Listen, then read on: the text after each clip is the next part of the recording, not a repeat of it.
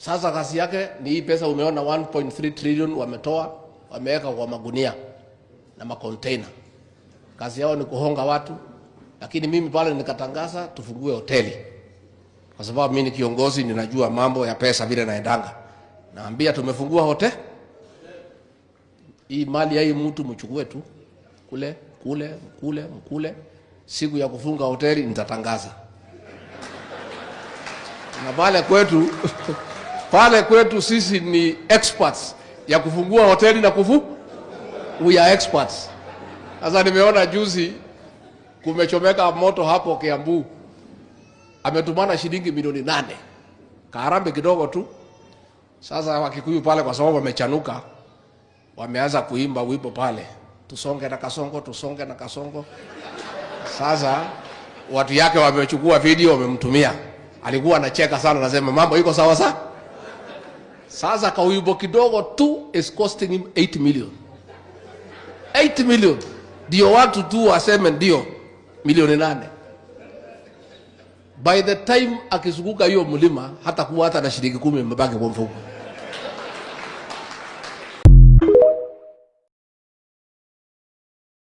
How can we sing our Lord's songs when Kasongo has stolen 1.3 trillion in 7 months? How can we sing? We are going to sing the songs of liberation and liberate this country. In the name of the Father, Son, and the Holy Spirit.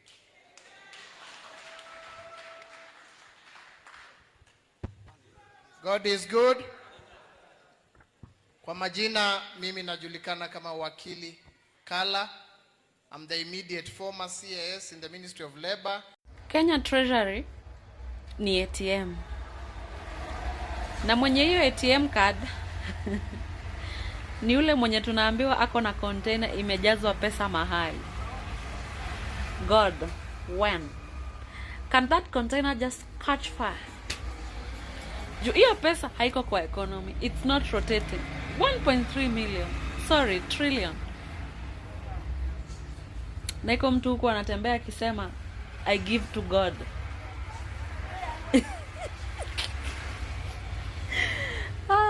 Wacha nishuke Rajab. Wacha nishuke Rajab. Bonnie Kalwale this week on Senate said that this is how you know that this country, Kenya, is truly in the trenches, because we have started having diseases that are commonly found in states that have governments that do not function and in states that have war, like Sudan and South Sudan. That disease is called black fever or Kalaza. It has started manifesting in Marsabit. Let us pray to God it does not come to the highly dense, populated counties, because we are going to be in a lot of trouble, and especially because our health sector is failing or has failed. And do you know why it's failing? Because the controller of budget is telling us that 1.3 trillion Kenya shillings, which happens to be a third of our budget, has been withdrawn in cash by both national and county government. We cannot account for this money because the way it was withdrawn was illegal and unlawful by the government of the day.